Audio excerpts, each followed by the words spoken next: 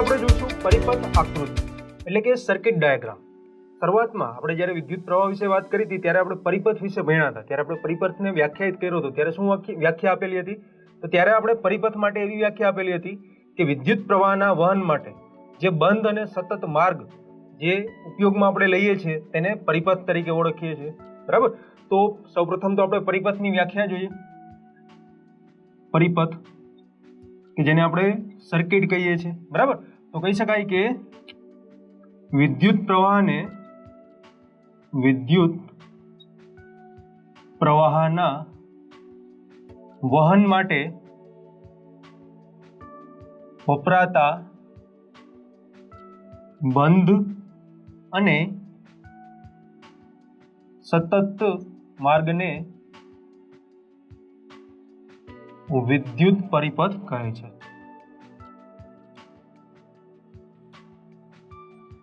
બરાબર. તો આ વિદ્યુત પરિપથની વ્યાખ્યા આપણે ભણી ગયા હતા અને ત્યારે આપણે એક નાની એવી પરિપથ વિદ્યુત પરિપથની એક સર્કિટ ડાયાગ્રામ જે કહી શકાય એ પણ આપણે જોયો હતો. એ ફરીથી આપણે એક વખત જોઈ લઈએ કે એમાં આપણે શું બતાવેલું હતું કે એક બલ્બ લીધેલો હતો. આ બલ્બને આપણે કણની મદદથી એટલે કે સ્વિચની મદદથી એક બેટરી સાથે આપણે જોડેલો હતો. બરાબર. પ્લસ માઇનસ અને આપણે બેટરીથી દર્શાવતા હતા. આપણો બલ્બ છે અને આપણી કળ છે અને જે વિદ્યુત પ્રવાહનું વહન છે એ વહન તમને કંઈક પરિપથમાં જોવા મળતું હતું. બરાબર. તો આવો એક વિદ્યુત પરિપથ આપણે બનાવેલો હતો કે અહીંયા વિદ્યુત પરિપથમાં આપણે બેટરી લીધેલી છે. બેટરીને બલ્બ સાથે અને કળ સાથે જોડીને એક બંધ પરિપથની રચના કરેલી છે. એટલે કે જ્યારે સ્વિચ આપણી ઓન હશે, કળ આપણી ઓન હશે, એટલે કે જ્યારે આપણે કળને બંધ કરીશું ત્યારે તમારો પરિપથ છે એ પૂર્ણ થશે એટલે કે બંધ થશે અને સતત થશે. એટલે એમાંથી વિદ્યુત પ્રવાહનું વહન થતું તમને જોવા મળશે. અને ત્યારે આપણે એ પણ જોયું હતું કે પરિપથ જ્યારે વચ્ચેથી તૂટી જાય એટલે કોઈ પણ જગ્યાએ કાં તો હું આ કળને બંધ કરી દઉં એટલે કે ઓફ કરી દઉં અથવા તો પરિપથમાં વચ્ચે કોઈ પણ જગ્યાએ કંઈક ફોલ્ટ આવે એટલે કે વચ્ચેથી આ પરિપથ તૂટી જાય તો આવા કારણોસર એમાંથી વિદ્યુત પ્રવાહનું વહન થઈ શકતું નથી. બરાબર. પણ અહીંયા તો આપણો જે મેઇન ટોપિક કહી શકાય છે વિદ્યુત પરિપથની આકૃતિ એટલે કે સર્કિટ ડાયાગ્રામ. તો અહીંયા તમે જોઈ શકો છો આપણે જે વિદ્યુત પરિપથ દોરેલો છે એમાં બલ્બને પણ આપણે કોઈક નિશાની સાથે દર્શાવેલું છે. કળ એટલે કે સ્વિચ માટે પણ આપણે કોઈક નિશાની વાપરેલી છે અને બેટરી માટે પણ આપણે કેટલાક પ્રકારની નિશાનીઓ છે એ વાપરી શકીએ છીએ. બરાબર. તો આવા પરિપથ આકૃતિ એટલે કે આવા સર્કિટ ડાયાગ્રામ બનાવવા માટે આપણે જે કમ્પોનન્ટ છે જે વસ્તુઓ આપણે પરિપથમાં જોડવા માંગતા હોય એ વસ્તુઓને આપણે સંજ્ઞાઓની મદદથી એ પરિપથમાં જોડીને એ પરિપથને આપણે નાનો બનાવી શકીએ છીએ. બરાબર. તો આ જે પરિપથ આકૃતિ છે તો આ પરિપથ આકૃતિ એટલે કે સર્કિટ ડાયાગ્રામ બનાવવા માટે જે કમ્પોનન્ટ વપરાય છે એ કમ્પોનન્ટના નામ અને સાથે સાથે એની સંજ્ઞા એટલે કે પરિપથ બનાવો ત્યારે એને એ પરિપથમાં કઈ સંજ્ઞા વડે દર્શાવવું છે તો એના વિશે હવે આપણે જોઈએ. તો હવે આપણે પરિપથ આકૃતિમાં જે કેટલાક કહી શકાય કે સર્કિટ ડાયાગ્રામમાં જે કેટલાક ઘટકો છે જે કેટલાક કમ્પોનન્ટ છે આપણે વાપરીએ છીએ એની સંજ્ઞાઓ કેવી હોય છે એના વિશે વાત કરીએ. તો સૌપ્રથમ જો આપણે વિદ્યુત કોષથી શરૂઆત કરીએ તો વિદ્યુત કોષ જેને આપણે સામાન્ય રીતે બેટરી કહીએ છીએ. બરાબર. તો વિદ્યુત કોષ જો ખાલી એક જ આપણે વાપરતા હોય એટલે કે એક જ બેટરીનો આપણે ઉપયોગ કરતા હોય તો એની સંજ્ઞા જે અહીંયા પહેલી બતાવેલી છે એ રીતે તમે દર્શાવી શકો છો. એટલે કે એમાં એક છેડો લાંબો હોય છે અને એક છેડો ટૂંકો હોય છે. જેમાં આપણે કહી શકાય કે જે લાંબો છેડો છે એ પ્લસ હશે અને ટૂંકો છેડો છે એ માઇનસ હશે. એટલે કે બેટરીનો જે ધન ધ્રુવ છે એ લાંબો છેડો હશે અને બેટરીનો જે ઋણ ધ્રુવ છે એ કહી શકાય કે ટૂંકો છેડો હશે. બરાબર.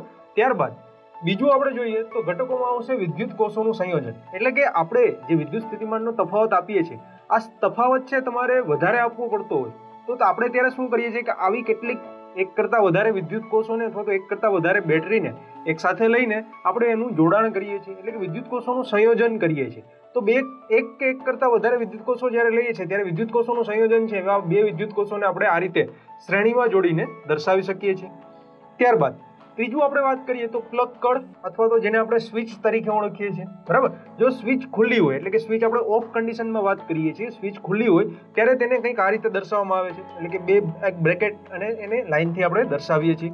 ત્યારબાદ આપણે ચોથું વાપરીએ તો ચોથું છે પ્લગ કળ અથવા તો સ્વિચ પણ કેવી છે? બંધ એટલે કે આપણે જેને ઓન કહીએ છીએ. સ્વિચ આપણે ઓન કરીએ એનો મતલબ એ થયો કે સ્વિચ બંધ થઈ હશે. બરાબર. તો આ સ્વિચને બંધ હોય ત્યારે અહીંયા વચ્ચે ડોટથી આપણે દર્શાવીએ છીએ. આ સિવાય આપણે વાત કરી શકીએ કે સ્વિચ માટે બીજો એક સિમ્બોલ પણ વાપરવામાં આવે છે.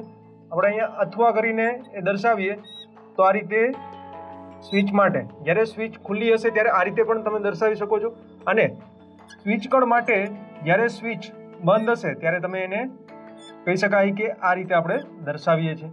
બરાબર. એટલે કે ખુલ્લી અને બંધ જે કળ છે, જે સ્વિચ છે, એને આ બંને રીતે આપણે સર્કિટ ડાયાગ્રામમાં એટલે કે આપણે કહી શકીએ કે પરિપથ આકૃતિમાં તમે એને દર્શાવી શકો છો. ત્યારબાદ આપણે વાત કરી કે તારનું જોડાણ, એટલે કે ઘણા પરિપથ એવા હોય કે જેમાં એક કરતાં વધારે તારનું જોડાણ કરવું પડતું હોય. એટલે જ્યાં જે બિંદુ ઉપર તાર જોડાતો હોય, અહીંયા તમે જોઈ શકો છો કે બે તાર લીધેલા છે, એક આ ઊભો તાર છે ને એક આડો તાર છે. બંનેનું જોડાણ આપણે કહી શકીએ કે આ વચ્ચેના બિંદુ ઉપર થાય છે. એટલે એ બિંદુ જો ઘટ હોય તો કહી શકાય કે અહીંયા આ બંને તારનું જોડાણ થયેલું છે, બરાબર. એ સિવાય કોઈ ત્રીજો તાર આવતો હોય તો નીચે ત્રીજો તાર હોય તો એને પણ તમે અહીંયા જોડાણ કરીને નીચે જોડી શકો છો. એટલે કે તારનું જોડાણ થતું હોય ત્યાં આપણે આ રીતે કંઈક દર્શાવીએ છીએ. ત્યારબાદ આપણે આગળ જઈએ તો જે છઠ્ઠું છે એ છે જોડાણ વગરના એકબીજાને પસાર કરતા હતા.